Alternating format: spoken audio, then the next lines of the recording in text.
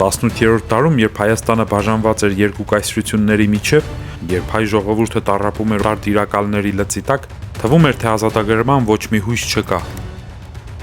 Սակայն հայտնվեց մի մարդ, որը համարձակվեց մարտահրավեր նետել պատմությանը։ Նրա անունը Հովսեփ Էմին էր։ Դիվանագետ առանց լիազորությունների, զորավար առանց բանակի, երազող, որ փորձեց ազգեր ոտքի հանել հզոր կայսրությունների դեմ պայքարելու համար։ Նա հավատում էր, որ հնարավոր է միավորել հայերին, վրացիներին, ասորիներին եւ եզդիներին։ Նա ոչ բանակ ուներ, ոչ փող, ոչ հովանավորներ։ Նա ուներ միայն անկոտրում ոգի, եւ դա բավարար էր կայսրություններին մարտահրավեր նետելու համար։ Հովսեփ Էմինը հայ հասարակական մտքի եւ ազատագրական շարժման կարկառուն դեմքերից է։ Մինչ Հովսեփ Էմինի գործնեության ծավալումը հայ իրականությունում դիրում էր օտար ուժերի օգնությամբ ազատագրվելու եւ ազգային պետություն ստեղծելու ելակետային մոտեցումը։ Հովսեփ Էմինի ինքնակենսագրական նյութերի ուսումնասիրությունից պարզ երևում է, որ նա խիստ ինքնուրույն հայացքների տեր սեփական ուժերին ապավինող եւ չափազանց իրատեսական ազնվորություն է եղել։ Հետևաբար այս տեսանկյունից է պետք դիտարկել նրա հասարակաքաղաքական գործունեությունը, ազգային ազատագրական գործընթացի վերաբերյալ նրա մոտեցումներն ու արտաքին ուժերի նկատմամբ ունեցած կողմնորոշումը ճիշտ գնահատելու համար։ Էմինը այս գործընթացի հաջողության գրավականը համարում էր հայ ժողովրդի զինված պայքարը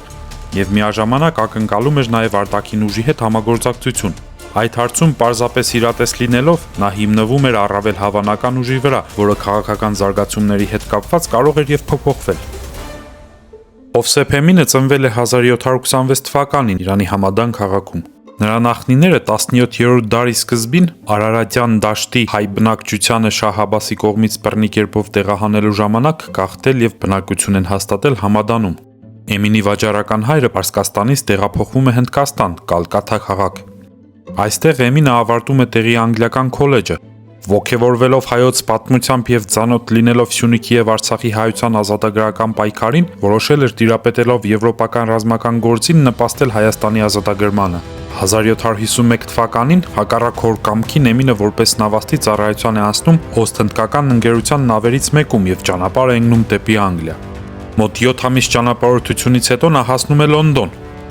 Բազմաթիվ բարդությունների հանդիպելուց հետո ընդունվում է Վուլվիչի թագավորական զինվորական ակադեմիա։ Մարտական փորձ ձեռք բերելու նպատակով Էմինը մեկնում է Գերմանիա եւ անգլո-պրուսական ուժերի կազմում մասնակցում Ֆրանսիայի եւ Ավստրիայի դեմ մղվող 7-ամյա պատերազմին։ Պատերազմը վերջանալուց հետո նա Լոնդոն վերադարձավ եւ սկսեց կոնկրետ պլաններ կազմել իր ծրագիրը իրագործելու համար։ Նա ցանկանում էր համահայկական մի ընդհանուր ապստամբության միջոցով զենքի ուժով ազատագրել Հայաստանը։ Էմինին հաջողվում է հանդիպել Անգլիայի վարչապետին եւ ներկայացնել իր ծրագրերը։ Հասկանալով, որ Հայաստանի ազատագրման իր գաղափարները չեն համընկնում Անգլիայի շահերին, նա համոզվում է, որ հայ ժողովրդի ազատագրման խնդրում պետք է ապավինել սեփական ուժերին։ 1759 թվականին Հովսեփ Էմինը ճանապարհ է ընկնում դեպի Հայաստան։ Կարինում նա այցելում է բազմաթիվ հայկական գյուղեր։ Իրական Հայաստանը տարբերվում էր նրա պատկերացրած Հայաստանից։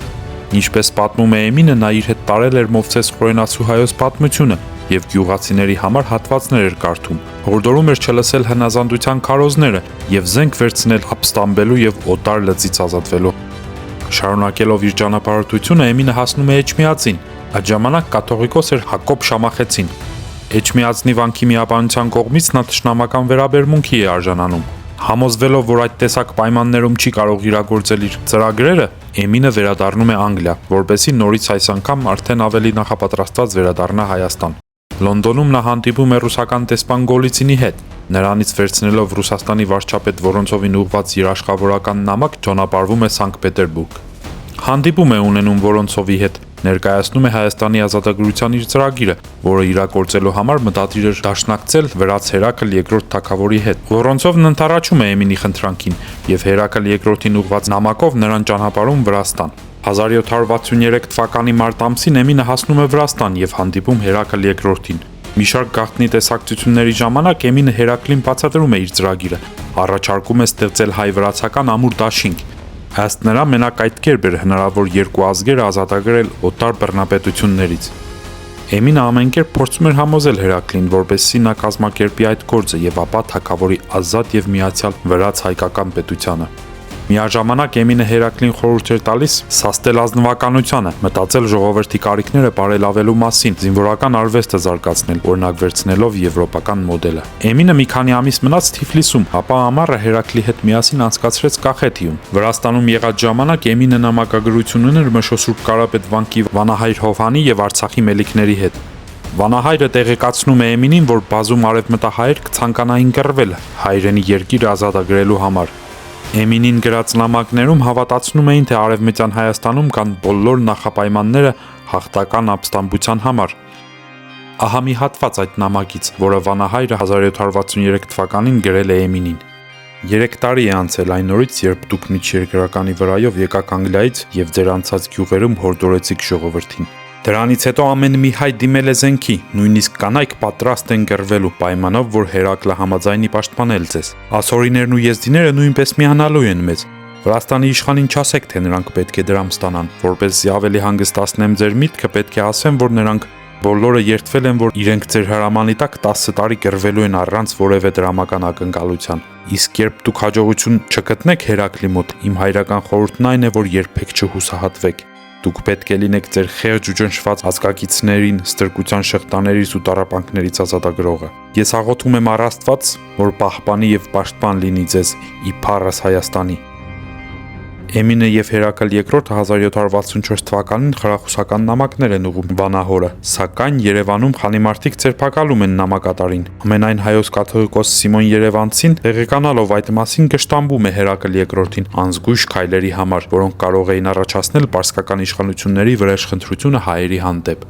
Ստիպված Հերակլը Էմինից պահանջում է հեռանալ Վրաստանից։ Հուսահատված եւ հուսալքված Էմինը 1763 թվականի վերջին թողնում է Վրաստանը եւ անցնում Դաղստան։ Այստեղ նա լավ ընդունելություն է գտնում լեզգինների մեջ եւ նույնիսկ ընտրվում է զորախմբի ղեկավար։ Մոտ 2 տարի Էմինը մնում է Դաղստանում եւ օգտագործելով իր դիրքը կասեցնում է լեզգինների արշավանքը դեպի Վրաստան։ 1766 թվականին Էմինը լեզգինների հետ միասին գալով Գանձակ իր ակտիվ միջնորդությամբ հայ գյուղերը փրկում է լեզգինների ասպատակություններից ու հայ գերիներին ազատում քրդերից։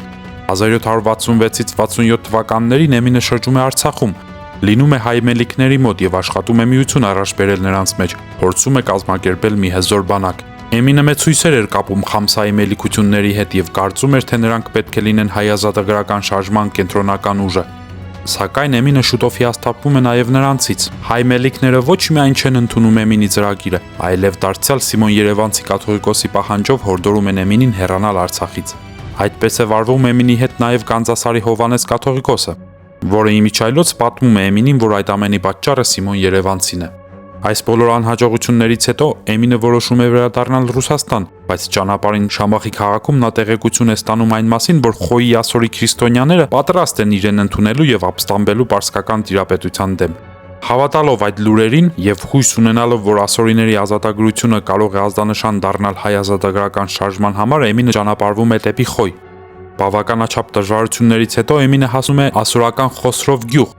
եւ հանդիպում ասորի Հովհաննես վարդապետի հետ։ Վերջինս սկզբում ողջևորությամբ ընդունում է Էմինին, խոսք է տալիս ոտքի հանել բոլոր ասորիներին, բայց հետո երբ իմանում է, որ Էմինը ոչ փող ունի, ոչ էլ Հերակլի օգնությունը, հրաժարվում է իր բոլոր խոստումներից, հայտարարելով, որ առանց փողի եւ Հերակլի ոչինչ չի կարելի անել։ Էմինը հուսահատված թողնում է Խոյը եւ վերադառնում է Կովկաս, Ռուսաստան ճանապարհվելու նպատակով։ Սակայն նոր դեպքերի եւ լուրերի ազդեցության տակ Էմինը նորից գնում է Թիֆլիս, հույս ունենալով, որ այս անգամ կկարողանա համոզել վրաց թագավորին։ Հերակլ II-ը սկզբում դարձյալ լավ ընդունելություն է ցույց տալիս Էմինին, նույնիսկ ներողություն է խնդրում։ Էմինը այս ընդունելությունից խրախուսված նորից մի քանի ամիս մնում է Թիֆլիսում, հուսալով, թե այս անգամ արդեն Հերակլը գործի կանցնի։ Սակայն այս անգամ եւս Էմինը հուսախաբ է լինում։ Սիմոն Երևանցի կաթողիկոսի ճնշման տակ Հերակլը նորից առաջարկում է Էմինին հեռանալ Թբիլիսից։ Թողնելով Թբիլիսին Էմինը անցնում է Իմերեթի Սողոմոն թագավորի օգնությանը դիմելու։ Իմերեթի թագավորը սիրով է ընդունում նրան եւ ըստ հարկի հյուրասիրում։ Էմինը սակայն շուտով նկատում է, որ Մերեթիի տերը ամբողջովին տրված է խնջույքներով եւ անընդունակ է իրագործելու որևէ քաղաքական ծրագիր։ Համոզվելով այդ բանում, Էմինը առանց նույնիսկ նպատակները բացատրելու հեռանում է Իմերեթիից։ 8 տարվա դեգերումներից հետո, տեսնելով իր գործի անհաջողությունը, նա որոշում է ճանապարհվել դեպի Հնդկաստան, գնալ իր ընտանիքի մոտ։ Չմոռանաք հավանել այս տեսանյութը եւ բաժանորդագրվել ալիքին։